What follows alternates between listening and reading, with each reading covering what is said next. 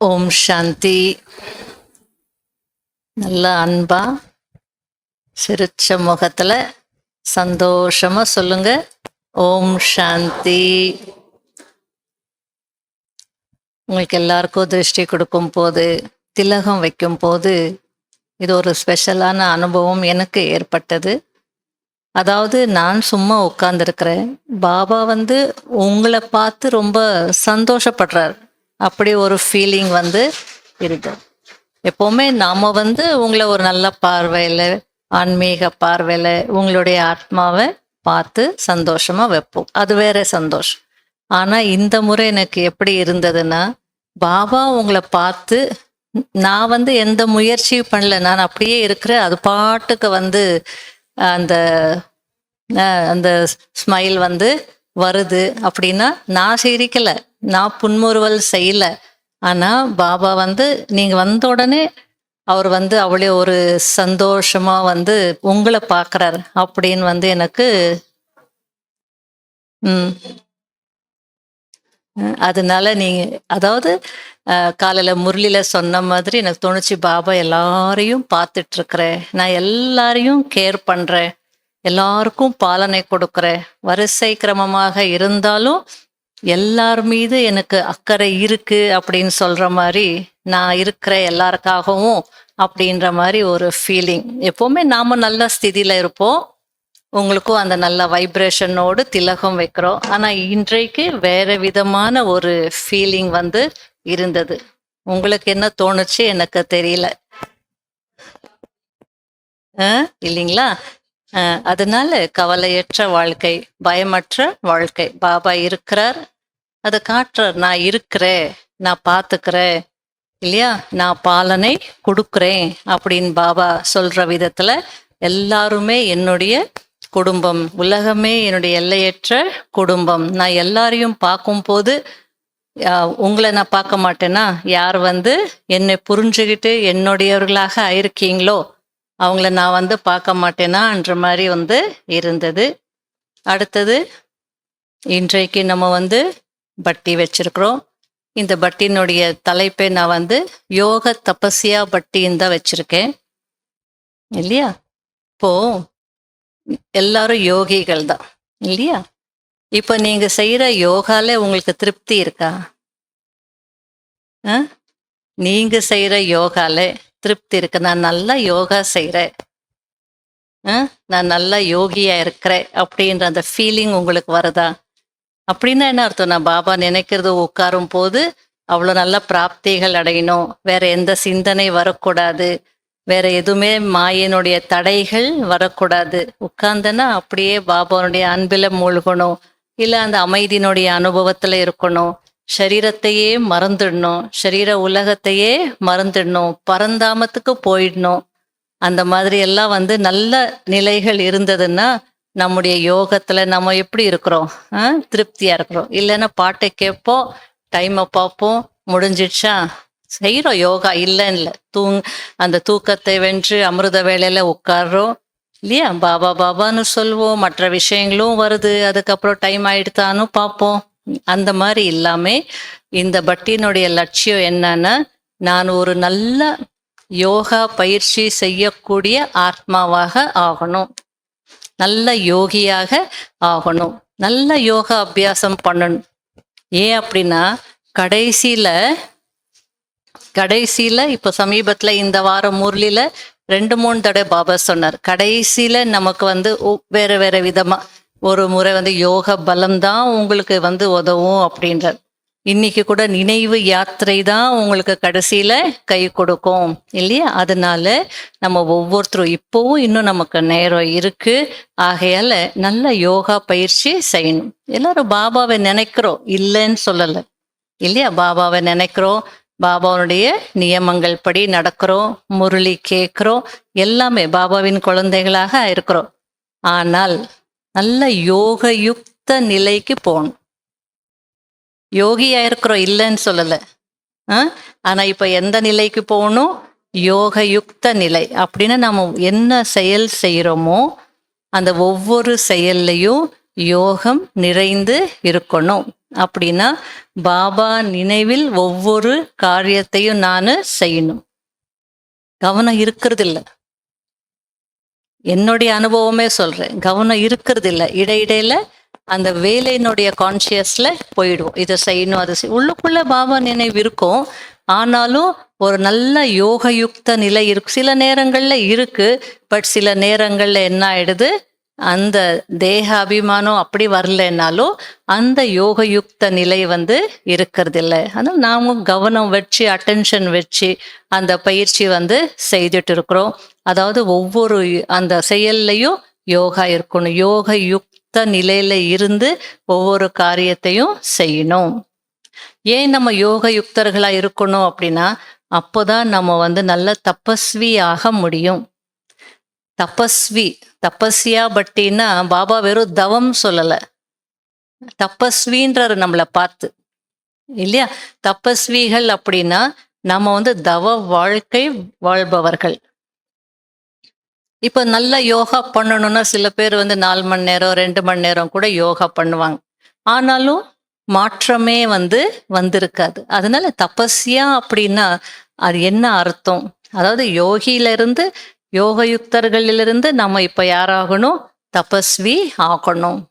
அதுக்குதான் இந்த பட்டி அப்படின்னு நினைச்சுக்கோங்க. நல்லா யோகா பயிற்சி பண்ணி யார் நல்ல யோகியோ, பாபா சொல்ற அந்த ஆத்மாக்கள் தான் எனக்கு பிரியமானவர்கள். யோகி ஆத்மாக்கள் தான் பிரியமானவர்கள், இல்லையா? அந்த யோக சக்தி இருந்தாலே நமக்கு எல்லாமே முடியும். நம்ம என்ன வேணுமோ அது செய்யலாம். நீங்க நினைச்சது நடக்கும். சேவையாகட்டும், உங்க லௌகீக விஷயங்களாகட்டும். நல்ல யோக நிலை ஆசை இருக்கா உங்களுக்குள்ள? எத்தனை பேருக்கு நான் நல்ல யோகியா இருக்கணும், நல்ல யோகத்தினுடைய அனுபவங்களை அடையணும் இருக்கு, இல்லையா? கைத்தட்டிக்கோங்க. ஆசை இருக்குன்னா விருப்பம், இன்ட்ரெஸ்ட் தானே முக்கியம். அந்த இன்ட்ரெஸ்ட் எனக்கு இருக்குன்னா எப்படியாவது நான் அதுக்கான நேரத்தை ஒதுக்குவேன். இன்ட்ரெஸ்ட் இல்லைன்னா தான் கஷ்டம். இன்ட்ரெஸ்ட் இருக்கு, ஆர்வம் இருக்குன்னா நம்ம எப்படியாவது அந்த நிலையை அடைஞ்சிடுவோம். ஆகல ஒவ்வொருத்தருமே நல்ல யோகி ஆகணும். ஏன்னா யோகிகள் தான் சகியோகி ஆவாங்க. அப்படின்னா இன்னைக்கு சொன்னார் இல்ல, நீங்க அமைதியா இருந்தீங்கன்னா உலகத்துக்கு உங்களிடம் இருந்து என்ன ஆகுது?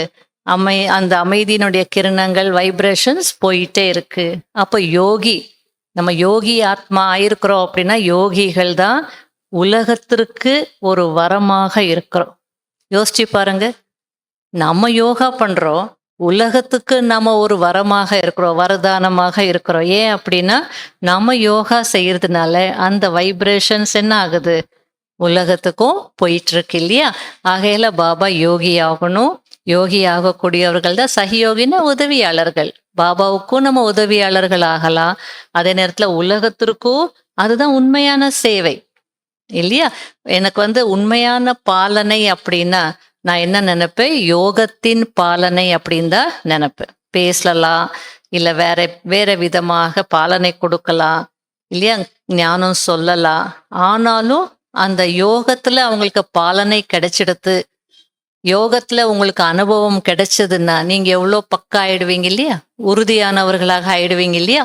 இதுதான் உண்மையான ஆன்மீக பாலனை. இதுதான் பாபா நம்ம கொடுக்கறதுக்கு ட்ரை பண்றார். நல்ல யோகி ஆகங்க, யோகயுக்த நிலையில இருங்க அப்படின்றார். ஆகையால நம்ம தபஸ்யா பண்ணணும்னா ஸ்டேஜ் பை ஸ்டேஜா போகணும். எடுத்த உடனே தவம் பண்ணிட முடியுமா? இல்லையா? அதனால யோகி ஆகிறது, சகஜ யோகி ஆகிறது அப்படின்னா அது ஒரு ரொம்ப பெரிய விஷயம் அப்படின்னு ஒண்ணு நினைக்காதீங்க. எல்லாம் யோகிகள் தானே இப்போ. அப்போ புதுசா இன்னைக்கு யாராவது வருவாங்கன்னா அவங்களுக்கு என்ன சொல்றோம்? யோகா அப்படின்னா என்ன சொல்வோம்? கனெக்ஷன், இணைப்பு, இல்லையா? அப்போ நாம கனெக்ஷன், பாபாவோடு கனெக்ட் ஆகணும்னா என்ன செய்யணும்?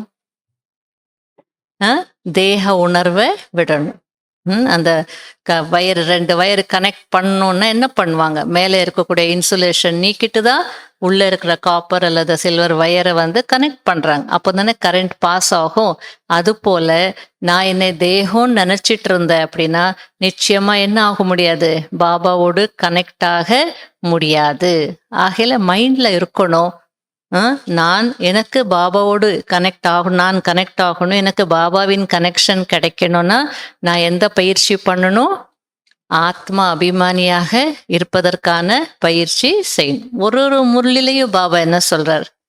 தன்னை ஆத்மா என்று உணருங்கள், தன்னை ஆத்மா என்று உணர்ந்து என்னை நினைவு செய்யுங்கள். செய்கிறோமா? இதுக்கு அவ்வளோ முக்கியத்துவம் கொடுக்கணும். ஒவ்வொரு முரளிலையும் சொல்றார் பாபா. அப்படின்னா ஒரு நாளைக்கு இது எவ்வளோ பயிற்சி செய்கிறோம்?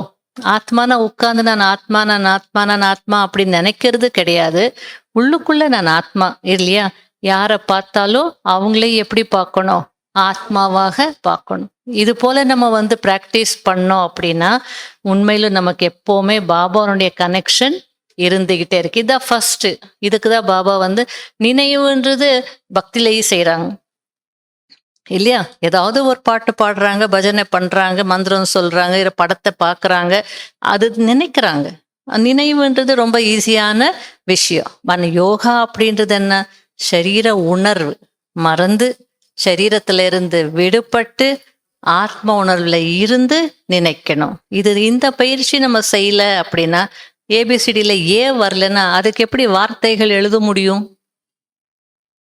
எனக்கு ஆவே தெரியாது, ஆவன்னாவே தெரியாதுன்னா அதுக்கப்புறம் வார்த்தைகள் நான் எழுத முடியாது. வார்த்தைகள் எழுத முடியாதுன்னா சென்டென்ஸ் எப்படி எழுத முடியும்? அடிப்படை இதுதான். அப்போ தபஸ்யா பண்ணணும் அப்படின்னா இதுல நம்ம எப்படி இருக்கணும்? உறுதியானவர்களாக இருக்கணும். சரி, தன்னை சரீர உணர்வுல இருந்து விடுபட்டு ஆத்மா. இப்போ ஒரு ஒரு ஹாஃப் செகண்ட் அது பண்ணலாமா? ஒரு ஹாஃப் செகண்ட் எல்லாரும் சும்மா அப்படியே உட்காருங்க, ஒன்றும் பிரச்சனை இல்லை. ஜஸ்ட் விஷுவலைஸ் பண்ணுங்க. நான் சொல்றேன், அப்படி விஷுவலைஸ் பண்ணுங்க. ஆத்மாவே உங்க கண் முன்னாடியோ உள்ளேயோ பார்த்துக்கோங்க. ஓகேயா?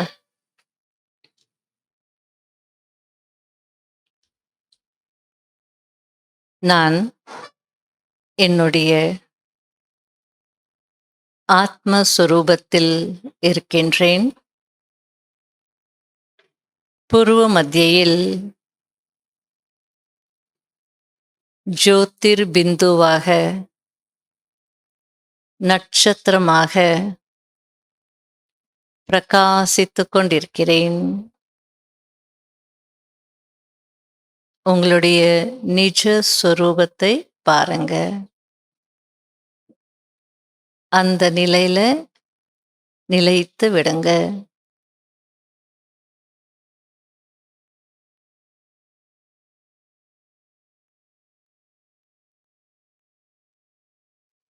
சாந்தி. அவ்வளவுதான். ஒரு செகண்ட் சரீரத்துல இருந்து விடுபட்டு அப்பப்போ இந்த பயிற்சி செய்யணும். சரீர உணர்வுல இருந்து விடுபட்டு ஆத்ம உணர்வுல இருப்பதற்கான அப்படிதான் உட்கார்ந்துட்டே இருக்கிறோம். என்னுடைய நிஜ ஸ்வரூபத்தை நான் பார்க்கிறேன். அவ்வளவுதான். நான் இப்போ என்னுடைய புருவ மத்தியத்தை பார்த்துட்டு இருக்கிறேன். ஆத்மா, அழகான ஆத்மா அங்க இருக்கு. ஒரு செகண்ட் இல்லையா? இப்படி பயிற்சி பண்ணும் போது நம்ம யோகத்துல உட்காரும் போது யோகா நமக்கு நல்லா வரும். அடுத்தது பாபாவோடு கனெக்ட் ஆகணும் இல்லையா? தன்னை ஆத்மா என்று உணர்ந்து தந்தையை நினைக்கணும். அது ஃபர்ஸ்ட் ஸ்டெப். அடுத்தது நீங்க லௌகீகத்துல இருக்கீங்க.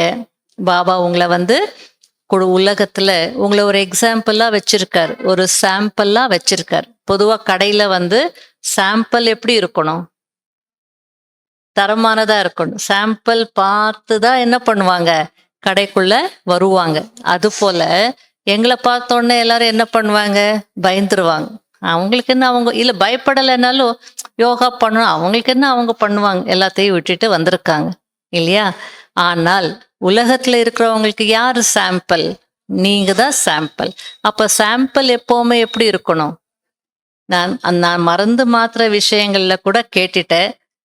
அவங்க சொல்லுவாங்க சாம்பிள் எப்பவுமே கொஞ்சம் நல்லா இருக்கும் இல்லையா? சாம்பிள் கம்பெனிக்காரங்களே சொல்றாங்க சாம்பிள் கொஞ்சம் தரமானதா இருக்கும். பட் அதே மீன்ஸ் ஒரு ஜென்யூனா ஃப்ரெண்ட்லியா அந்த ரெப்ரசன்டேட்டிவ் கிட்ட பேசும் போது இல்ல சாம்பிள்ல இருக்கிற தரம் ஒரிஜினல்ல இருக்கிறது இல்லை அப்படின்னு சொல்லுவாங்க. அது போல நம்ம சாம்பிளா பாபா உங்களுக்கு எடுத்துக்காட்டா உங்களை உலகத்துக்கு முன்னாடி வச்சிருக்கிறாரு. அப்படின்னா அப்ப நம்ம எப்படி இருக்கணும்? ஒரு நல்ல யோகியா இருக்கணும் இல்லையா? சாம்பிள்ன்னு அதை பார்த்து தானே வருவாங்க. அப்போ உலகத்துல இருக்கிறோம், லௌகீகத்துல இருக்கிறோம். நம்மளை சுத்தி யார் இருக்காங்க? மனிதர்கள், தேகதாரிகள் இருக்காங்க. அவங்க மனிதர்கள் மட்டும் இருக்கிறாங்கன்னு சொல்லல. எல்லாருமே யாரு? சம்பந்தத்துல இருக்கிறவங்க இல்லையா?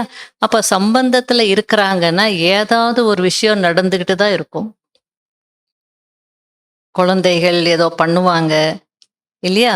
இல்ல நீங்க சொல்ற மாதிரி கேட்க மாட்டாங்க. இல்ல அவங்களுக்கு ஏதாவது கஷ்டங்கள் வருது. இப்படியெல்லாம் வரும்போது அந்த சம்பந்தம் இருக்கிறதுனால நம்மளால என்ன பண்ண முடியல? பாபாவே நினைப்போம். ஆனா நோட் பண்ணி பாருங்க, ஆத்ம உணர்வுல இருக்கிறது இல்ல இல்லைங்களா? அதனால பாபா என்ன சொல்றாரு அடுத்தது? தேகம் உட்பட தேக சம்பந்தங்கள் அனைத்தையும் மறந்து என்னை நினைவு செய்யுங்க. அதை அப்படி பிடிக்கணும். ரூட்டை பிடிச்சிட்டோம் அப்படின்னா அதுக்கப்புறம் அடிப்படை ஸ்ட்ராங்கா இருந்தா அதுக்கப்புறம் எவ்வளோ வேணாலும் நம்ம தபஸ்யா பண்ணலாம். இதை விட்டுட்டு நம்ம நல்ல தபஸ்யா பண்றோம் அப்படின்னா உட்கார்ந்துருக்கிற யோகத்துல இல்லையா, ஏதாவது ஒண்ணு வரும். நாய் வரும் விரட்டுறோம், பூனை வரும் விரட்டுறோம், கழுதை வரும் விரட்டுறோம், குரங்கு வருது விரட்டுறோம். அதுக்கப்புறமா விழிப்புணர்வுல உட்கார்றதுக்குள்ள என்ன ஆயிடுது? யோகா டைமே முடிஞ்சிடும் இல்லையா? அதனால அடிப்படை எப்பவுமே எப்படி இருக்கணும்?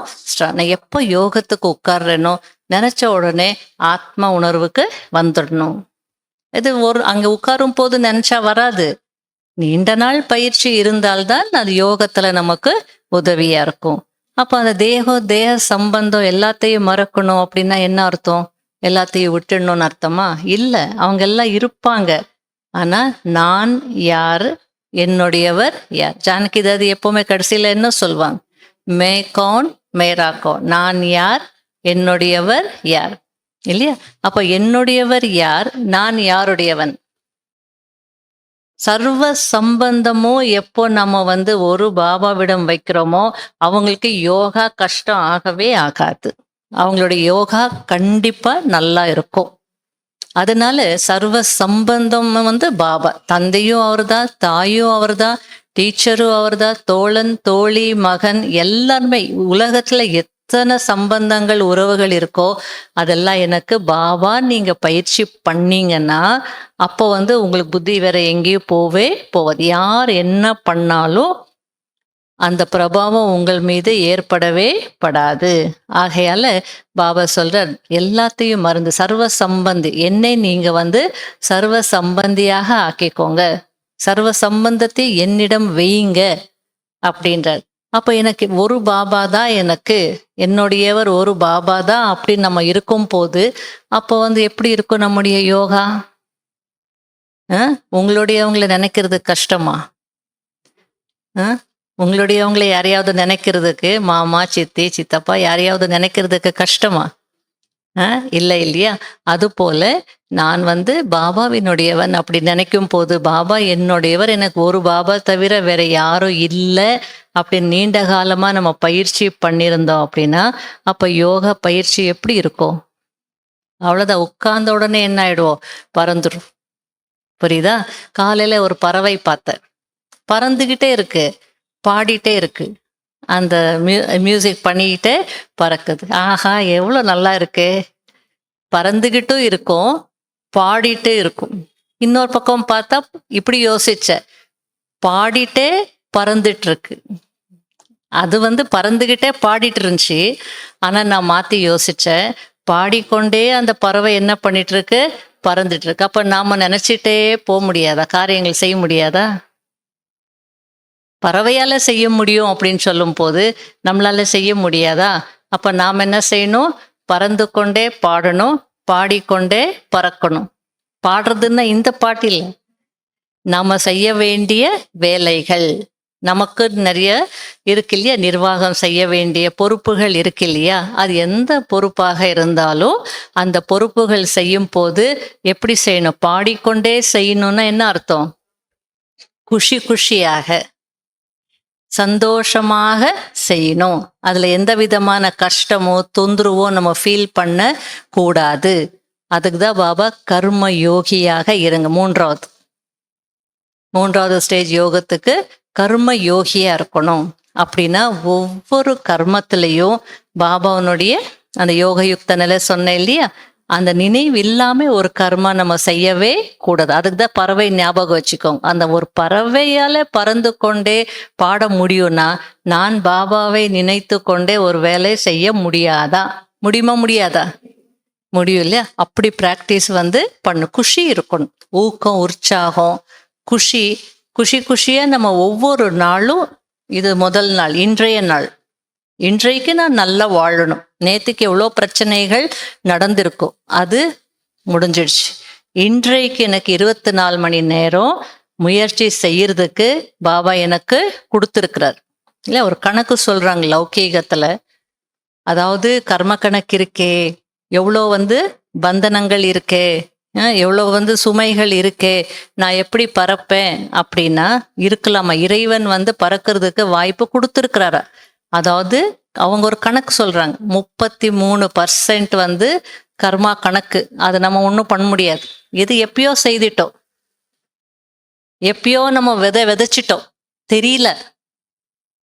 எப்போ விதைச்சோம், ஏன் விதைச்சோம், எதுவுமே தெரியல. எப்பயோ ஏதோ ஒரு ஜென்மத்துல ஏதோ ஒரு விதைய விதைச்சிட்டோம். இப்போ அது என்ன ஆயிருக்கு, பல ஜென்மங்கள் ஆன பின்னாடி அது ஒரு மரமாயி அது கிளைகள்ல இருந்து அந்த பழம் நமக்கு இப்போ கிடைக்குது. இப்போ போய் எனக்கு இப்படி ஆகலாமா அப்படின்னா என்ன பிரயோஜனம்? என்ன அதுக்கு பதில் இருக்கா? என்ன அதுக்கு தீர்வு இருக்கா? என்ன? அதனால அது மாதிரி எனக்கு இப்படி வந்தது, எனக்கு இப்படி எல்லாம் நடக்கலாமா, நான் யாருக்கும் ஒண்ணுமே செய்யலையே அப்படின்லாம் நீங்க நினைக்காதீங்க. அதாவது யாராவது நீங்க செய்யாத ஒரு குற்றத்திற்கு உங்களை ஏதாவது ஒண்ணு சொல்லிட்டா, செய்திருந்தா கூட பரவாயில்ல இல்லையா, செய்யாத ஒரு குற்றத்திற்கு உங்களை உங்க மீது பழி விழுந்துடுச்சு, இல்ல உங்களை யாரையாவது நிந்தனை செய்துட்டாங்க அப்படின்னா, அப்ப என்ன நினைக்கணும்? கஷ்டப்படக்கூடாது, அழக்கூடாது, துக்கமே வரக்கூடாது. தான் நான் செய்யலையே, இப்போ நான் செய்யலைன்னு எனக்கு நல்லா தெரியும். அப்பவும் இது வருதுன்னா என்ன அர்த்தம்? எப்பயோ செய்தது இல்லையா? அதுதான் கர்ம யோகியா இருந்தோம்னா ஞானம் எப்பவுமே எப்படி இருக்கும்? எமர்ஜ் ரூபத்துல இருக்கும். அப்போ அந்த ஞானம் எமர்ஜ் ரூபத்துல இருந்தா அந்த பாயிண்ட் அப்ளை பண்ணலாம். இந்த பாயிண்ட்டே என்னுடைய எமர்ஜ் ரூபத்துல இல்லை அப்படின்னா அப்போ எனக்கு பிரச்சனை வரும்போது அப்ளை பண்ண முடியுமா? சரி, இப்போ ஜஸ்ட் உங்களுக்காக சும்மா ஒரு ஆக்டிவிட்டி மாதிரி. சரியா? சரி, யாராவது ஒரு பிரதர் எழுந்து நில்லுங்களேன். யாராவது ஒரு பிரதர். சரி, பொன்னுசாமி பிரதர் எழுந்து நின்னாங்க. அவருக்காக எல்லாம் கை தட்டுங்க. இப்போ ஏதோ ஒன்று நான் உங்களுக்கு சொல்றேன், நீங்க அப்படி இல்லை, ஓகேங்களா? ஒரு விஷயம் நான் உங்களுக்கு சொல்றேன். இப்போ நான் அந்த பிரதருக்கு கேட்குற கேள்விக்கு நீங்க எல்லாரும் ஒவ்வொருத்தரும் பதில் சொல்லணும். செய்வீங்களா? உங்க கேள்வியைத்தான் நான் சொல்றேன், சும்மா ஒரு ஆக்டிவிட்டிக்காக தான். நீங்க அப்படி இல்லவோ இல்லை, இது உண்மை இல்லை. பட் இப்போ ஒரு ஆக்டிவிட்டிக்காக நான் சொல்றேன். பொன்னுசாமி பிரதர், இப்போ உங்களுடைய கேள்வி என்ன அப்படின்னா, நீங்க கேட்குற மாதிரி, சிஸ்டர் எனக்கு அமிர்த் வேளை யோகா பவர்ஃபுல்லா இருக்க மாட்டேங்குது, ரெகுலரா நான் அமிர்த் வேளையில எழுந்துக்கிறது இல்லை, ஒரு நாள் எழுந்திருக்கிறேன், ஒரு நாள் எழுந்துக்கிறது இல்லை, ஒரு நாள் நல்லா இருக்கு, ஒரு நாள் நல்லா இல்லை. இப்போ இதுக்கான தீர்வு என்ன? நீங்க சொல்லுங்க முதல்ல, ஏதாவது ஒண்ணு. அட்டென்ஷன் வைக்கணும். சரி, மற்றவங்க எல்லாம் சொல்லுங்க. அந்த பிரதருக்கு நீங்க, இது சும்மாதான், அவர் எழுந்துக்கிறவர் தான், ஆனா அப்படி அசியூம் பண்ணிக்கோங்க. இப்போ அவர் எழுந்திருக்கல, அமிர்த் வேளா சரியில்லை, அப்படி அவரை கேட்கிறார் நம்ம கிட்ட கேள்வி. இப்போ நீங்க அதுக்கு பதில் சொல்லுங்க. நைட்டு மைண்ட் ஃபுல்லும் பாபா கிட்ட காலி பண்ணிட்டோம்னா அது கனெக்ஷன். நைட் எல்லாத்தையும் பாபாவுக்கு ஒப்படைச்சிட்டு தூங்குனா காலையில அமிர்த் வேளா நல்லா இருக்கும். என்ன பிரதர், ஓகேயா? நீ உட்காரலாம், பாவம் நீ நின்றுட்டு இருக்க வேண்டாம். இப்ப இரவு கம்மியா சாப்பிட்டா கொஞ்சம். ஆமா, இரவு கம்மியா சாப்பிட்டா கொஞ்சம் நல்லா இருக்கு. சொல்லுங்க, யார் வேணாலும் லைனா சொல்லணும்னு இல்லை, யார் வேணாலும் சொல்லலாம். பாபா மீது நிச்சய புத்தி இருக்கணும், அவேர்னஸ் இருக்கணும். அந்த நாள்ல ஏதாவது வீண் எண்ணங்கள் தாக்கி இருக்கலாம். மாதாஜி ஏதோ ஒரு நோய் தாக்குற மாதிரி வீண் எண்ணங்களுடைய தாக்கம் ஏற்பட்டிருக்கலாம். உட்கார்ந்துட்டே சொல்லுவார். பாபாவை அன்பாக நினைவு செய்யலாம்.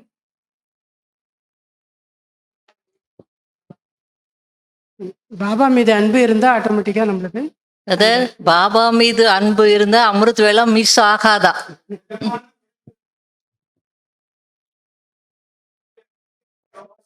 ம்.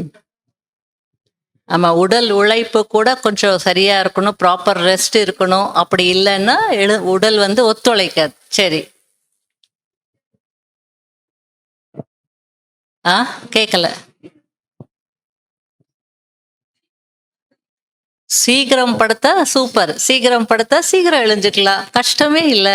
நைட் ரொம்ப நேரம் மொபைல் எல்லாம் பார்த்துட்டு படுத்தீங்கன்னா அப்புறம் காலையில என்ன ஆகும்? சீக்கிரம் வந்து எழுந்திருக்க முடியாது.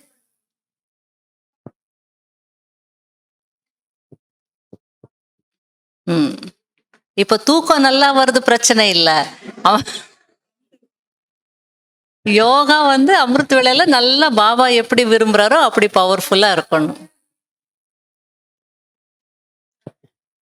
பகவான் வந்து வீடு தேடி வரார், அப்ப நம்ம எழுந்திருக்கணும் அப்படின்ற அந்த தாட்ல. சரி சரி.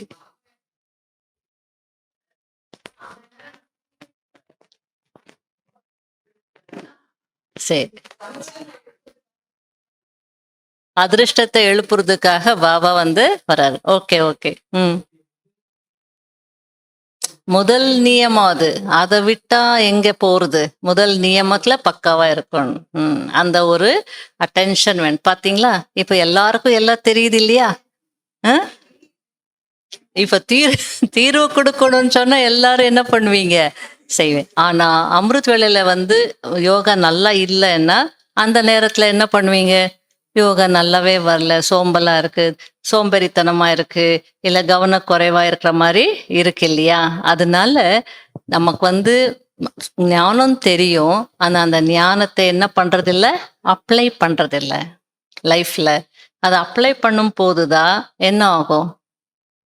அதுதான் ஈஸியாகும். யோகா வந்து ரொம்ப ஈஸியா இருக்கு. மற்றபடி ஞானம் எல்லாருக்கும் தெரியும். மதத்துல கொஞ்சம் மிஸ்டேக் பண்ணனா முடிஞ்சிச்சு. அதான் வாங்க, அது சும்மா ஒரு எக்ஸாம்பிளுக்காக. இப்ப அதாவது அந்த மாதிரி நமக்கு வந்து விஷயங்கள் பேசணும். அமிர்த வேலை பற்றி எல்லாருக்கும் எல்லாமே தெரியும். பட் வந்து இம்ப்ளிமெண்டேஷன் பெராலிசிஸ் அப்படின்னு சொல்லுவாங்க. இம்ப்ளிமெண்ட் பண்ணும் போது அது வந்து செய்ய முடியாம போயிடும். அதனால ஒவ்வொன்றையும் நீங்க சொன்னது ஒவ்வொருத்தரும் கேட்டீங்க. அது ஒவ்வொருத்தரும் அவங்க வாழ்க்கையில கடைப்பிடிச்சோன்னா அமிர்த வேளை யோகா எப்படி இருக்கும்? எவ்வளோ நல்லா இருக்கும். அதனால நமக்கு ஞானம் எப்பவுமே எமர்ஜ் ரூபத்துல இருக்கணும். நமக்கு பாபா வந்து இவ்வளோ ஞானம் கொடுத்துருக்கிறார் அப்படின்னா அந்த டிராமாவுடைய பாயிண்ட் 4வது டிராமாவுடைய பாயிண்ட்ல நம்ம வந்து ரொம்ப உறுதியாக இருந்தோம் அப்படின்னா யோகா நல்லா இருக்கும் இல்லையா? சரி, இப்போ மாதாஸ் யாராவது மாதாஸ் நில்லுங்க, எழுந்து நில்லுங்க. சரி, இப்போ வந்து ஜோதி மாதாஜிக்கு வந்து ஏதோ ஒரு பிரச்சனை வந்துடுச்சு, ஏதோ ஒன்று நடக்கக்கூடாதது நடந்துடுச்சு இல்லையா? அப்போ இப்போ நீங்க எல்லாம் மாதாசும் அவங்களுக்கு என்ன சொல்வீங்க? ஒவ்வொருத்தரும் அவங்க வந்து சொல்லுவாங்க, இப்படி ஆயிடுச்சு, அப்படி ஆயிடுச்சு, என் பையன் இப்படி பண்ணிட்டா, என் பொண்ணு இப்படி பண்ணிட்டா, ஏதோ ஒண்ணு இல்லையா? இந்த மாதிரி ஆயிடுச்சு அப்படின்னா அவங்க கவலைப்படுறாங்க. ஓகே, கவலைப்பட்டுட்டு நான் என்ன பண்ணுவேன் அப்படின்ற மாதிரி சொல்லுவாங்க, குடும்பத்துல இப்படி ஆயிடுத்துன்னுட்டு. இப்போ அவங்களுக்கு நீங்க என்ன தீர்வு கொடுப்பீங்க? நாடகத்தின்படி நடக்குது, தனக்கு டிராமா நன்மைக்கேன்னு சொல்லுவீங்க. நாடகத்தின்படி நடக்குது, ஃபிக்ஸ் ஆயிருக்குன்னு சொல்லுவீங்க. கேட்டுக்கோங்க மாதாஜி என்னென்ன இருக்குன்னு. அப்புறம் இதெல்லாம் நத்திங் நியூ, ஒன்னும் புதுசு இல்ல. இதெல்லாம் என்ன ஆகுது? ஃபிக்ஸ் ஆயிருக்கு, அது வந்துகிட்டு தான் இருக்கும். கணக்கு முடியுது, செட்டில் ஆகுது அக்கௌண்ட்டு. அப்புறம் டிராமா வந்து நம்மள பக்குவப்படுத்துது. பாத்தீங்களா, எல்லாம் உங்களுக்கே தெரியும் டிராமானுடைய பாயிண்ட்.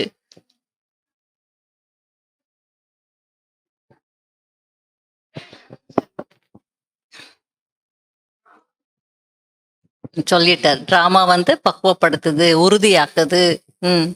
எப்போ பல பிறவிகளை நாம செய்த பலன் வந்து திரும்ப இப்ப ரிட்டர்ன் நமக்கு கிடைச்சிட்டு இருக்குது. ரிட்டர்ன் அதனுடைய வந்து டிராமாவில் அதனுடைய ரிட்டர்ன். அனுபவத்தை இப்ப ம். நாம அடைஞ்சிட்டு இருக்கோம். அதனால டிராமாவை எப்படி பார்க்கணும்னா டிராமா தான். அதுக்கு உமா யாரு, ஜோதி மாதாஜி யாரு, இல்ல இந்த மாதாஜி யாருன்னு எல்லாம் எதுவுமே தெரியாது. இவங்க கிட்ட போலாமா போகக்கூடாதா எதுவுமே தெரியாது. நான் என்னென்ன பண்ணனோ அது என்ன ஆகுது, ஒரு சூழ்நிலையாக என் முன்னாடி வருது. டிராமாவுக்கு நியூட்ரல், அது யாரையும் பார்க்காது, அரசனையும் பார்க்காது, யாரையும் பார்க்காது. Drama means drama. அவங்க எல்லாரும் முன்னாடி அந்த சுச்சுவேஷன் அவங்களுக்கு வர வேண்டிய சுச்சுவேஷன் என்ன ஆகும், சூழ்நிலை வந்தே தீரும், உட்காருங்க.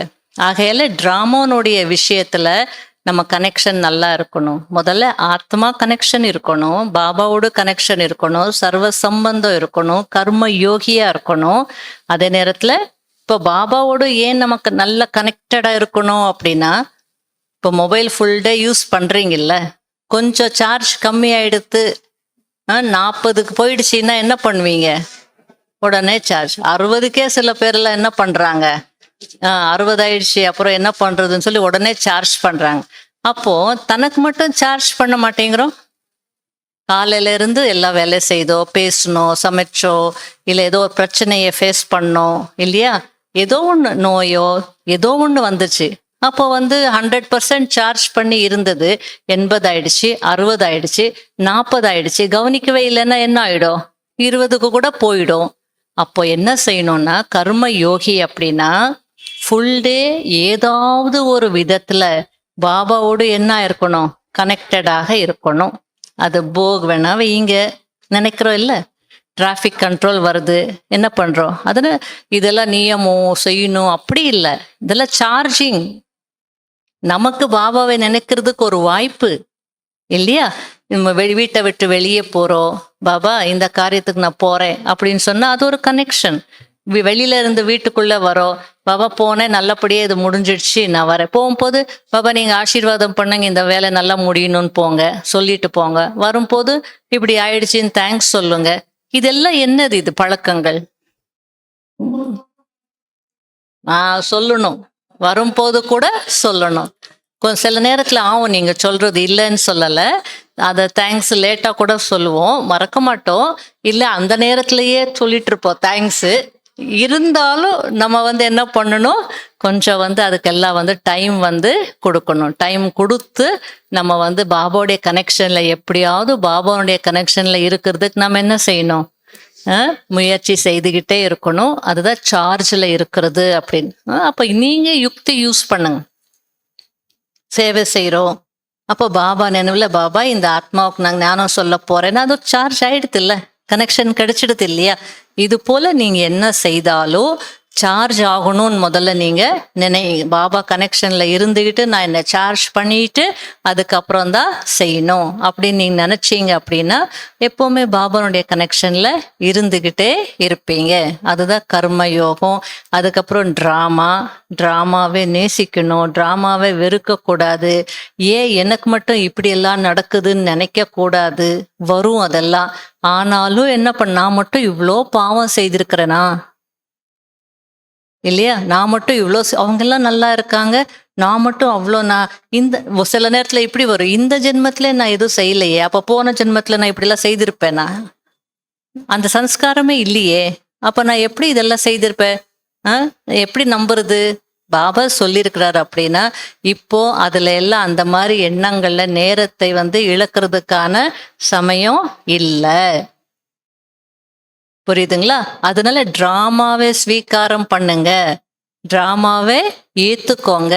ஏன், எதற்காக, இப்படி அப்படின்னு எல்லாம் வந்து இப்படி நடந்திருக்கணும், நான் அப்படி போயிருந்தால் இது நடக்காம இருந்திருக்கலாம். அவ்வளோ டிராமா மீது என்ன இருக்கணும், அசைக்க முடியாத நம்பிக்கை. அப்போதான் கவலையற்றவர்களாக, யோசனையே இல்லாதவர்களாக இருக்கு. அவ்வளோ, அது ஒரு ஸ்டேஜ், யோகினுடைய ஸ்டேஜ். நிஷ்சிந்த் அப்படின்வாங்க ஹிந்தியில. நிஷ்சிந்த் அப்படின்னா தமிழ்ல கவலையற்ற நிலை தான், பட் கவலை இல்லை, யோசனையற்ற நிலை. எந்த யோசனை இல்லை, அதை பத்தியே நமக்கு எந்த யோசனையும் இருக்கக்கூடாது. சின்ன சின்ன விஷயத்துல இது பிராக்டிஸ் பண்ணாதான் நாளைக்கு பெரிய விஷயம் வரும்போது ஈஸியா இருக்கும். நிஷ்சிந்த், ஓகே, சின்ன விஷயம்தான், திரும்ப திரும்ப சங்கல்பம் என்ன பண்ணக்கூடாது? நான் சொன்னேன், அவங்க செய்தாங்களோ இல்லையோ தெரியலையே, ஃபோன் பண்ணி கேட்கலாமா, செய்திருப்பாங்களா, செய்யலைன்னா மறந்துட்டாங்கன்னா என்ன ஆகும்? இதெல்லாம் தேவையில்லாத எண்ணங்கள். இந்த தேவையில்லாத எண்ணங்கள் என்ன பண்ணுது உங்க மைண்ட? ஞாபகம் வச்சுக்கோங்க, பறந்து கொண்டே பாடணும் இல்லையா? எப்படி பறக்க முடியும்? ஃபர்ஸ்ட் ஸ்டெப்பே போயிடுச்சே. ஓவர்லோட் இருக்கு உங்க மைண்ட்ல எண்ணங்கள். வீண் எண்ணங்கள் இல்ல விகார எண்ணங்கள் கிடையாது. தினசரி அன்றாட லைஃபுக்கு தேவையான எண்ணங்கள் இல்லையா? அப்போ அதையே நம்ம நிறைய பண்ணிட்டே இருந்தோம் அப்படின்னா, அன்னைக்கு கூட நான் எக்ஸாம்பிள் கொடுத்து அது எல்லாரும் கேட்டிங்களா இல்லையா தெரியல. இப்போ யாரோ ஒருத்தர் டீ போடுறாங்க, நீங்க எனக்கும் கொஞ்சம் போடுமா டீ அப்படின்னு சொல்வீங்க. அதுக்கு அவங்க போட்டு கொடுப்பாங்க. ஆனா மனதிற்குள்ள என்ன நினைப்பாங்க? எனக்கே சொல்றாங்க, இவங்க நான் கேட்கும் போது இவங்க போட்டு கொடுத்தாங்களா, நான் ஏன் இவங்களுக்கு போட்டு கொடுக்கணும்? இவ்வளோ திங்க் பண்றதுக்கு நம்ம என்ன பண்ணலாம்? டீயை போட்டு கொடுத்துடலாம். அதுல அதுனா இன்னைக்கு பாபா அதாவது வீண் பேச்சு பேசுறதுக்கு பேசாமல் இருப்பது நல்லது. இது பாருங்க, இவ்வளோ வீண் எண்ணங்கள் நினைக்கிறதுக்கு அந்த காரியத்தை செய்யறதே நல்லது. அவ்வளோ மைண்டு எதுக்கு லோட் ஆக்கிக்கணும்? அப்புறம் பறக்க முடியாது, அதுக்கப்புறம் பாட முடியாது இல்லைங்களா? அதனால எண்ணங்கள் அதிகமாக நடக்க கூடாது. எண்ணங்கள் ஓவர்லோடு கொடுக்க கூடாது. சும்மா நினைச்சிட்டே இருக்காதீங்க. இல்ல நினைச்சிட்டே இருக்காதீங்க. இது பிராக்டிஸ் பண்ணுங்க. சொல்லிட்டு அவங்க செய்வாங்க இல்லையா? அவங்க கேட்டாங்க, டீ கேட்டாங்க, எனக்கு விருப்பம் இல்லை, பட் போட்டு கொடுத்துட்டேன். இல்ல முடியாதுன்னு சொல்லுங்க. ஆனா எண்ணங்கள் வேஸ்ட் பண்ணாதீங்க. மற்றவங்களுடைய எண்ணங்களையும் நீங்க என்ன பண்ணக்கூடாது? வேஸ்ட் பண்ண கூடாது.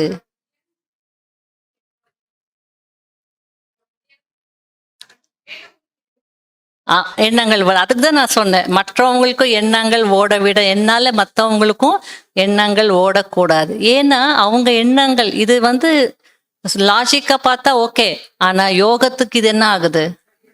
டிஸ்டர்ப் ஆகுது. அதெல்லாம் முடியாது, நான் யோகா பண்ணணும் அப்படி நீங்க இங்க யோகத்துல உட்கார்ந்துட்டீங்க. அவங்க ரொம்ப நினைக்கலனாலும் கஷ்டப்பட்டாங்கன்னு வச்சுக்கோங்களேன், நீங்க பறக்க முடியுமா? பாட முடியுமா?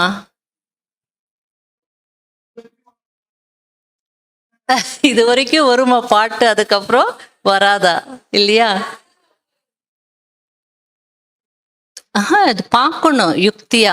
அதாவது எண்ணங்கள் நம்ம என்ன பண்ணக்கூடாது இல்லையா? நான் புரிய வைக்கணும். நீங்க போட மாட்டீங்கன்னா அதுக்கு என்னன்னு புரிய வச்சுட்டு வந்துடணும். அதுக்கு மேல அவங்க எண்ணங்கள் யூஸ் பண்றாங்கன்னா அது அவங்க ப்ராப்ளம். ஜென்யூனா நாம என்ன பண்ணணும், என்ன செய்யணுமோ அது செய்யணும். யாரோ நீங்க செய்யாத ஒரு குற்றத்துக்கு யாராவது ஒரு வார்த்தை உங்களுக்கு சொல்லிட்டாங்கன்னா, அப்போ நீங்க எதுக்கு, ஏன் இவங்க இப்படி சொன்னாங்க, அப்படிலாம் எவ்வளோ யோசிக்கிறோம் இல்லையா? அதெல்லாம் யோசிக்க கூடாது. தபஸ்வி ஆகணும்னா இது யோசிக்கவே கூடாது, சட்டை பண்ணவே கூடாது, அதை கடந்து போகணும். அப்போதான் நம்ம தபஸ்வி ஆக முடியும். அவ்வளோதான், வேற வழி இல்லை, செய்துதான் ஆகணும். புரியுதா? இன்னும் எத்தனை நாளைக்கு அவங்களை வீண் எண்ணங்கள் உருவாக்கி உருவாக்கி உருவாக்கி மாட்டிக்கிட்டு அதிலே இருப்பீங்க இல்லையா? இது ஒரு எக்ஸாம்பிளுக்கு சொன்னேன். டீக்கு பரவாயில்லை, பட் எத்தனையோ விஷயங்கள், மற்ற விஷயங்கள் எல்லாம் இருக்கு இல்லையா? அதனால நம்ம ரொம்ப வீண் எண்ணங்கள் நீங்க செய்ய செய்ய உங்களுக்கே தோணும், இதெல்லாம் தேவையில்லாத எண்ணங்கள், நான் நினைக்க வேண்டிய அவசியம் இல்லை. அப்போதான் நம்ம ஆத்மா ஆக முடியும். அப்போதான் நம்ம சரீரத்துல இருந்து விடுபட முடியும், பறக்க முடியும், பாட முடியும். அடுத்தது நம்ம தபஸ்யா பண்ணணும்னா, தபஸ்யாவுக்கு முன்னாடி என்ன வருது? பாபாவுடைய லாங்குவேஜ்ல, மொழியில பாபா எப்பப்பெல்லாம் தபஸ்யா சொல்றாங்களோ, தபஸ்யாவுக்கு முன்னாடி என்ன வார்த்தை சொல்வாரு? தியாகம். தியாகம் இல்லையா? இப்போ நிறைய தடவை உங்களுக்கு இந்த அனுபவம் இருக்கும். அதாவது நமக்குள்ள ஏதோ ஒரு பலவீனம் இருக்கும். பாபா முரளியில சொல்வார், எனக்கு அர்ப்பணிச்சிடணும் சொல்லுவாரா? முரளியில என்ன இருக்கோ உங்களுக்குள்ள பலவீனம், அதை நீங்க எனக்கு கொடுத்துருங்க, என்கிட்ட உறுதிமொழி எடுத்துக்கோங்க, இல்ல யஜ்யத்துல ஸ்வாஹா பண்ணிடுங்க, அன்பளிப்பா எனக்கு கொடுத்துருங்க, திருப்பி கொடுத்ததை வாங்காதீங்க, பல விதத்துல வந்து சொல்றார். நீங்களும் அதெல்லாம் வந்து ஆமா பாபா சொன்னார் நம்ம செய்யணும்னு மதுபன்லயே பாபா ரூம்லயே இல்ல பாபா வந்திருக்கும் போதே பாபா முன்னாடி நான் உறுதி எடுக்கிற இந்த பலவீனத்தை நான் வந்து இன்னையோட முடிச்சிடுறேன், சமாப்தி பண்றேன் அப்படின்னு சொல்லி நீங்களும் ஒப்படைச்சிடுறீங்க. 4 நாள் இருக்கிறதுல 8 நாள் இருக்கிறதுல வீணெண்ணங்களே எடுத்துக்கோங்க. வீணெண்ணங்கள் செய்ய மாட்டேன், நான் எனதுன்றதெல்லாம் அதுல விஷயத்துல வரமாட்டேன்னு செய்றீங்க. 1 வாரம் ஆகுது, வீட்டுக்கு வர்றீங்க, மறுபடியும் என்ன ஆகுது? கொஞ்ச நாள் கழிச்சு என்ன ஆகுது? பழைய மாதிரி எண்ணங்கள் வர ஆரம்பிக்குது. எது வேணாலும் இருக்கலாம், ஏதோ ஒரு உறுதி எடுத்திருப்பீங்க, ஆனா அந்த உறுதியின்படி வந்து உறுதியா இருக்கிறது இல்லை. அப்ப என்ன தோணுது? பாபா முன்னாடி தானே நம்ம எடுத்தோம், உணர்ந்து தானே நம்ம சொன்னோம், ஆனாலும் வந்துடுச்சுன்னா என்ன பண்றது இல்லையா? எனக்கு சில நேரத்துல இது எப்படி தோணுது அப்படின்னா, நமக்கு வந்து ஏதோ ஒரு டிஃபிஷியன்சி இருக்கு, குறைபாடு சரீரத்துல, ஏதோ ஒரு விட்டமின், ஏதோ ஒரு நோய் இருக்கு, ஏதோ டிஃபிஷியன்சி இருக்கு. இந்த கை ஆடுதுன்னு வச்சுக்கோங்களேன், உதாரணத்திற்கு கை வந்து அப்படியே ஷிவரிங் நடுங்கிட்டே இருக்குது இல்லையா? நான் வந்து பாபா கிட்ட போயிட்டு, பாபா கை நடுங்குது, இது நான் உங்களுக்கு ஒப்படைச்சிடுறேன், இது பலவீனம் தானே, இந்த பலவீனத்தை நான் வந்து இன்னிலிருந்து உனக்கு ஒப்படைச்சிடுறேன் அப்படின்னா கை ஆடுறது நிக்குமா? இந்த பலவீனம் போகணும்னா என்ன பண்ணணும்? என்ன குறைபாடு, அது என்ன டிஃபிஷியன்சி இருக்கு, இதுக்கு என்ன மருந்து சாப்பிடணும், அதை ஃபில் பண்ணாதானே அது நோய் போகும். அதை விட்டுட்டு நான் கோவப்பட மாட்டேன் பாபா, அந்த கோபத்தை நான் கொடுத்துருவேன், இதுக்கு பாபா சொல்றாரு அப்படின்னா அப்படியாவது கொடுக்கணுன்ற எண்ணம் வரட்டும்ன்றதா சொல்றாங்களே தவிர, நீங்க அப்படி பண்ணீங்கன்னா போகாது. 8 மணி நேரம் கூட யோகா பண்ணுவாங்க, பாபா ரூம்ல இருந்து வெளியே வந்தோடனே ஏதோ நடக்கக்கூடாது நடந்துருச்சுன்னா டிஸ்டர்ப் ஆவாங்க. புரியுதா? பலவீனம் உள்ள இருந்ததுன்னா நம்ம கொடுத்தா கூட, மணிக்கணக்கா யோகா பண்ணா கூட போகாது. சில விஷயங்கள் யோகா பண்ணா போகாது. அதெல்லாம் உணராத வரைக்கும் அது எப்படி போகும்? நம்ம உணராத வரைக்கும் அது நம்மளை விட்டு போகுமா? பாபா பாபான்னு சொன்னா அது போகுமா? ஆனா அதுவே நீங்க உணர்ந்து இது என்னுடைய குறை, ஏன்னா இன்னைக்கு உலகத்துல அவங்கவுங்களுடைய குறையை யாரும் வந்து உணர்றதுக்கு தயாரா இல்லை. அது உலகத்துல வந்து ஒரு அந்த ஜோக்குக்காக சொல்லுவாங்க, ஒரு இடத்துல ஒரு சத் சங்கம் நடக்கணுமா, அது வந்து ஒரு அதுக்கு ஜீசஸ் கிரைஸ்ட் பத்தி சொல்லியிருக்காங்க. அப்போ வந்து ஒரு ஃபாதர் வந்து அதனுடைய கதையை சொல்லணும். நடந்தது கிரைஸ்ட் காலத்துல எப்பயோ நடந்தது சொல்லணும், அது பெருசா சொல்லணும். அதுல என்னன்னா, ஒரு இடத்துக்கு ஜீசஸ் எல்லாரையும் கூட்டிட்டு போனாராம். அதுல வந்து 5000 பேர் இருந்தாங்களாம். கதைக்கு தான் 5 ரொட்டி இருந்துச்சா, பிரெட் 5 இருந்ததா, ஆனா 5000 பேரும் சாப்பிட்டாங்களாம்.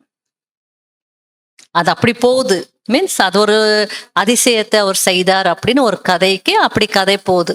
ஆனா சொல்றவர் எப்படி சொல்லிட்டார் அப்படின்னா, ஜீசஸ் வந்து 5 பேரு கூட்டிட்டு போனாராம், 5000 பிரெட் இருந்ததா, எல்லாரையும் திருப்திப்படுத்திட்டாரா எப்படின்னு கேட்டார். கேட்குற ஜனங்க சும்மா இருப்பாங்களா? பாதி பேர் தூங்கிட்டு இருக்கிறவங்க என்னவோ சொல்லிட்டு போறாங்கன்னு விட்டாங்க. முழிச்சிட்டு இருக்கிறவங்க பாதி பேர் என்னவோ உளர்றாரு. அதுல ஒருத்தருக்கு தாங்க முடியாம என்ன பண்ணுவாரு? 5000 பிரெட்டு, 5 பேர் தான் ஆட்கள், பத்தாம என்ன இல்லையா? சரி, அப்புறம் ஏதோ பேசி சமாளிச்சு போயிட்டாரு. அடுத்த நாள் திரும்பி சொற்பொழிவு இல்லையா? அந்த சொற்பொழிவுல வந்து என்ன பண்ணார் அப்படின்னா, இப்போ இப்படி சொல்லியிருக்கிறாரு. அதாவது ஜீசஸ் வந்து இன்னைக்கு கூட்டிட்டு போனாரு இல்லையா, 5000 பேர் கூட்டிட்டு போனாரு, 5 பிரெட்டு தான் இருந்தது, ஆனாலும் எல்லாரையும் வந்து அவரு திருப்திப்படுத்திட்டார் அப்படின்னு. ஒருத்தரை வந்து எழுந்து எப்படின்றது இவர் சொல்லவே இல்லை. அப்போ அதுல கூட்டத்துல இருந்தவர், எனக்கு தெரிஞ்சிடுச்சு எப்படின்னா அதான் நேத்து நிறைய மிச்சமா இருந்தது இல்லையா, அதை கொடுத்து, அதாவது எப்படியாவது சமாளிக்கணும்னு பாக்குறாங்களே தவிர, அந்த பலவீனத்தை வந்து நான் மறந்துட்டேன், சாரி நான் தப்பா சொல்லிட்டேன்னு ஒரு வார்த்தை அவங்க வாயில இருந்து வர்றதில்லை. இப்படி இருந்தால் நம்முடைய தவறை நம்ம உணரலைன்னா, நம்முடைய பலவீனத்தை நம்ம உணரலைன்னா தபஸ்வி ஆகவே முடியாது. தியாகம் பண்றதுன்னா அப்படி தியாகம் பண்றது எடுத்து இது என்ன அது கையில இருக்கிற கர்ச்சீஃபை தூக்கி போடுறதுக்கு? ஆகையால நம்ம வந்து ரியலைஸ் பண்ணணும் நம்முடைய பலவீனம் என்ன. ஓகே, அதுக்கப்புறம் அது எப்படி எடுக்கிறது இல்லையா, நிவர்த்தி பண்றது நீக்கிறது அப்படின்னு அதுக்கப்புறம் யோசிக்கலாம். என்னுடைய பலவீனமே இதுன்னு தெரியலன்னா அதுவே நமக்கு என்ன ஆயிட்டு இருக்கோம், தடையை ஏற்படுத்திக்கிட்டே இருக்கோ. அதனால முதல்ல உங்களுடைய பலவீனத்தை நீங்க எனக்கு தடையாக இருக்கக்கூடிய பலவீனம் என்னன்னு முதல்ல நீங்க பார்த்துக்கணும். இப்போ டாக்டர் கிட்ட போனா அவங்க என்ன செய்வாங்க, உங்களுக்கு இந்த விட்டமின் டி டெஃபிஷியன்சி இருக்கு, விட்டமின் ஏ குறைவா இருக்கு, இல்ல அயன் டெஃபிஷியன்சி இருக்கு, இந்த மாத்திரை சாப்பிடுங்க, இந்த டானிக் சாப்பிடுங்கன்னு கொடுக்குறாங்களா இல்லையா?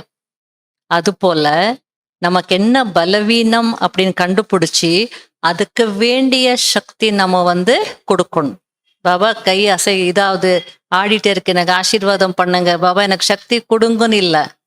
அது என்ன குறை இருக்கோ, குறைபாடு இருக்கோ, அதை என்ன பண்ணணும், நிரப்பணும், கொடுக்கணும்.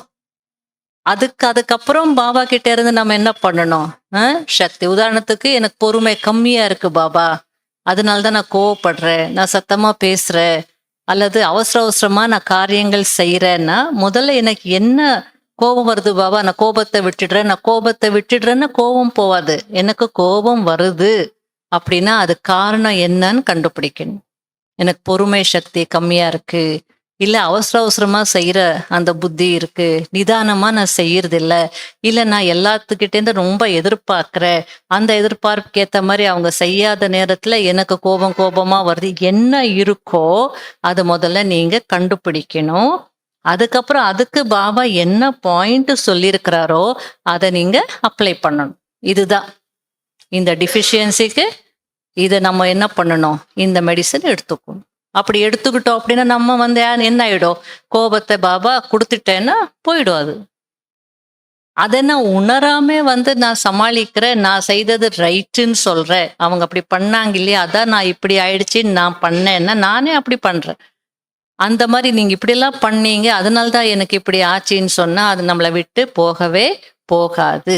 ஏன்னா எல்லாத்தையும் பர்ஃபெக்டா செய்யணும்னு சொல்லி எவ்வளவோ எல்லாத்தையும் வந்து நஷ்டத்தை வந்து அனுபவிச்சிருக்கிறோம். அதுக்கப்புறம் ஏன் இப்படி ஆகுது, நான் வந்து என்ன பண்றேன், பர்ஃபெக்டா செய்யணும்னு நினைக்கிறேன் இல்லையா. நான் உணரணும் எல்லாரும் ஒரே ரீதியா ஒரே மாதிரியாக இல்லை, ஒவ்வொருத்தரும் வரிசை கிரமமாக இருக்கிறாங்க.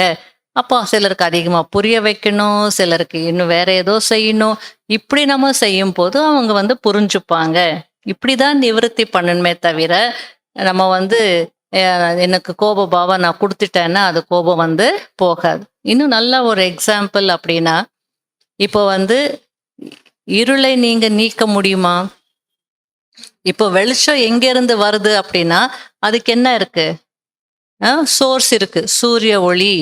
இப்ப கூட இங்க ஹால்ல ரொம்ப இருட்டிடுச்சுன்னா நான் என்ன சொல்வேன், கர்டன் கொஞ்சம் வந்து நீக்கிடுங்க, இல்ல லைட்டு போடுங்க. ஏன்னா உள்ள என்ன இருக்கு, வெளிச்சம் கம்மியா இருக்கு. அதை விட்டுட்டு இந்த வெளிச்சமா இருளா இருக்கு, இங்க இருட்டிட்டு இருக்கு, இந்த இருட்டை எடுத்து வெளியே போடுங்கன்னா போட முடியுமா? இருட்டுக்கு சோர்ஸ் இருக்கா? வெளிச்சம் எங்கிருந்து வருதுன்னு நம்ம சொல்லலாம். இருள் எங்கிருந்து வருது? வெளிச்சத்தினுடைய குறை, அவ்வளவுதான். அது எங்கிருந்தோ வரல, வெளிச்சம் கம்மியா இருக்கு, அதனால என்ன இருக்கு, இருட்டு அதிகமா இருக்கு. இப்ப நாம் என்ன பண்ணணும், வெளிச்சத்தை கொண்டு வரணும் இல்ல. அப்ப இருள் என்ன ஆயிடும், தானா போயிடும். இது தெரியாம நாம என்ன பண்ணிட்டு இருக்கிறோம், பாபா எனக்கு நிறைய கோவம் வருது இந்தாங்க, பாபா எனக்கு நிறைய கோவம் வருது இந்தாங்கன்னு கொடுத்தா போகுமா அது இல்லையா? அதனால வெளிச்சம் நமக்கு சிவ பாபா கிட்ட இருந்து என்ன கிடைக்குது, வெளிச்சம் கிடைக்குது, சக்தி கிடைக்குது இல்லையா? அப்ப நமக்கு வந்து இப்போ இந்த மாதிரி குறை இருக்குன்னா அப்போ பாபா கிட்ட இருந்து அந்த சக்தி நம்ம எடுத்துக்கணும். மாஸ்டர் சர்வசக்திவானா இருந்து பாபா கிட்ட இருந்து, பாபா நீ என் சர்வசக்திவான், எனக்கு இந்த சக்தி வேணும்னு அதிகாரமா என்ன எடுத்துக்கணும், நமக்குள்ள ஃபில் பண்ணணும்.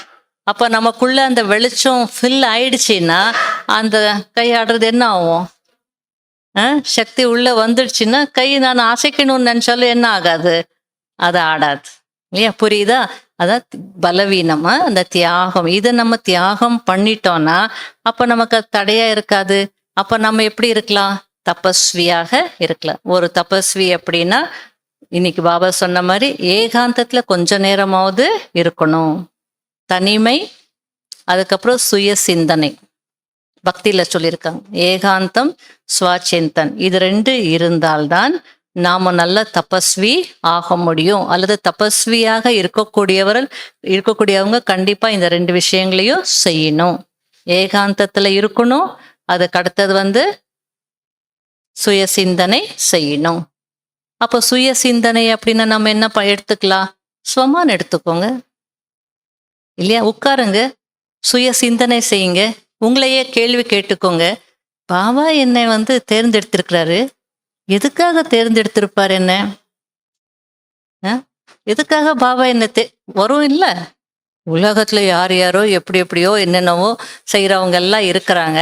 அதையெல்லாம் விட்டுட்டு பாபா என்ன பண்ணிருக்கிறாரு? என்னவா இருக்கும்?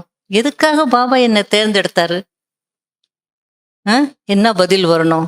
இத சுய சிந்தனை. பாபாவுக்கு தெரியும் இல்லையா, நான் தான் தூய்மையாக இருப்பேன், தூய்மையை கடைப்பிடிப்பேன் அப்படின்னு அவருக்கு தெரியும். அதனால்தான் என்ன செலக்ட் பண்ணிருக்கிறார். புரியுதா? இது போல சுய சிந்தனையில நம்ம இருந்தோம்னா அப்போ அந்த சக்தி எண்ணங்கள் எவ்வளவு பவர்ஃபுல்லா இருக்கும். அதான் ஸ்வமான், சுயமரியாதை இல்லையா? பகவான் என்ன தேர்ந்தெடுத்திருக்கிறார் அப்படின்னா, ஐயோ என்னன்னு தேர்ந்தெடுத்தாருன்னு தெரியலையே, எனக்கு யோகாவே வரலையே, சும்மா அது என்னவோ தெரியல, எனக்குள்ள எந்த விசேஷத்தன்மை இல்லை அப்படின்னு நம்ம நினைக்க கூடாது. அவருடைய பார்வை நம்ம மேல விழுந்திருக்கு. ஆகையால இப்படி நினைக்கணும், குறை இருந்தாலும் பகவானுடைய பார்வை என் மீது விழுந்திருக்குன்னா கண்டிப்பா எனக்குள்ள ஏதோ ஒரு ஸ்பெஷாலிட்டி இருக்கு, எனக்கு தெரியாது, அவர் கண்ணுக்கு அது பட்டிருக்கு, அதனால்தான் என்ன செலக்ட் பண்ணியிருக்கிறார் அப்படின்னு நினைச்சு அந்த ஒரு ஸ்ட்ராங்கான அந்த சக்திசாலியான எண்ணத்தை உருவாக்கி யோகா பண்ணு. இன்னைக்கு கூட சொன்னார் பாபா, ஸ்வமான் அப்படின்னா சொன்னார் இல்லையா? அதாவது மனசா சேவை செய்யும் போது என்ன ஆகுது? ஸ்வமான்ல இருப்பீங்க, அப்போ ஒவ்வொரு சங்கல்பமும் என்ன ஆகுது? சக்திசாலி ஆயிடும். மற்றவங்களுக்கு சேவை செய்யும் போது ஒவ்வொரு எண்ணமும் சக்திசாலி ஆயிடும், சித்தி அடைவீங்க. அப்படி ஒவ்வொரு எண்ணமும் சக்திசாலி ஆகி நம்ம பாபாவை நினைக்கும் போதுதான் சித்தி அடைவோம். நம்ம நினைச்சது நமக்கு கிடைக்கும்.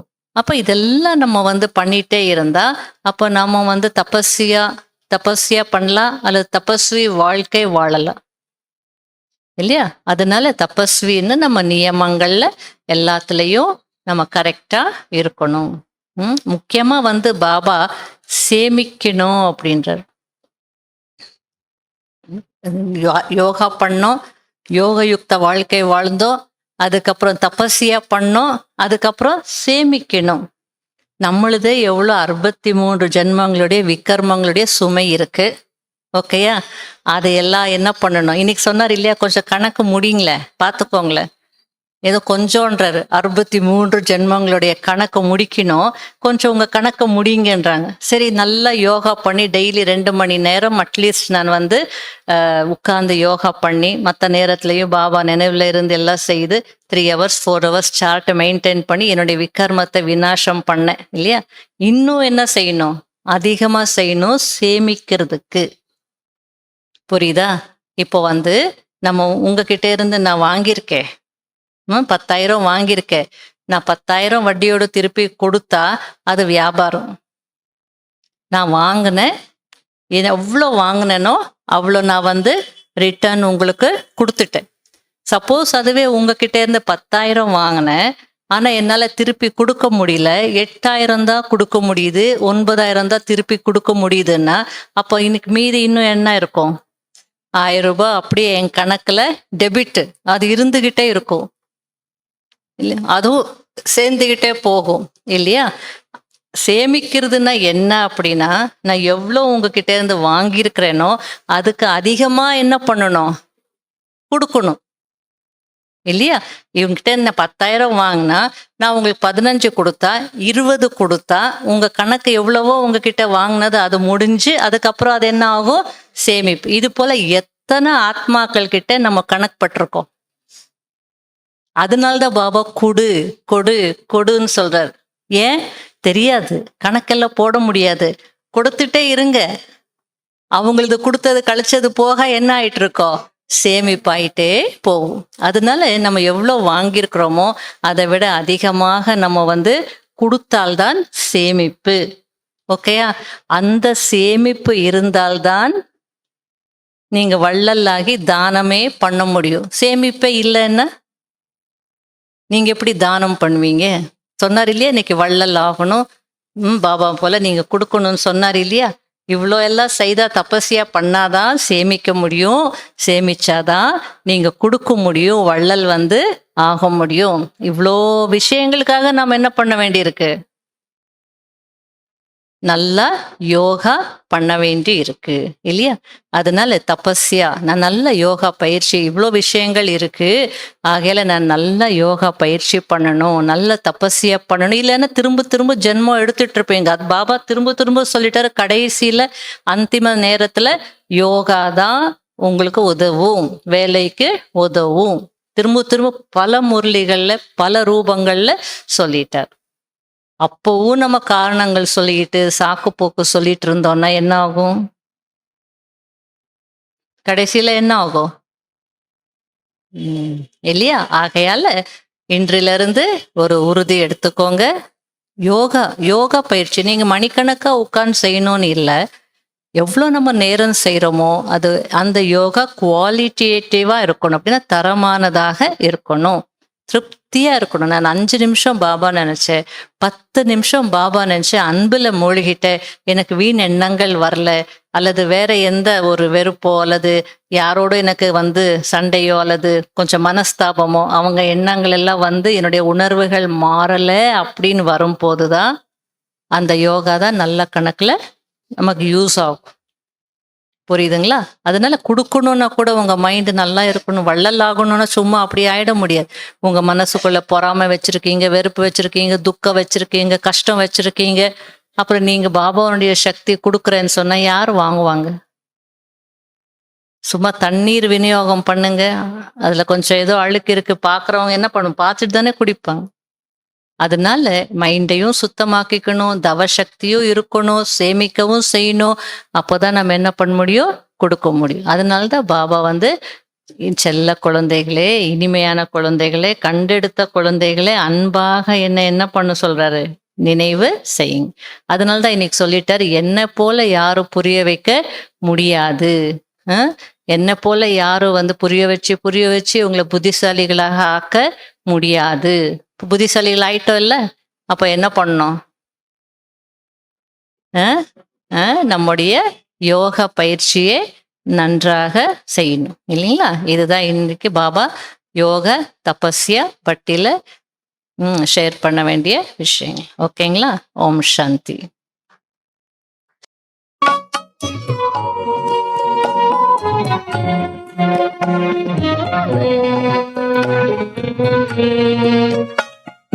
करो तपस्या, अब करो तपस्या।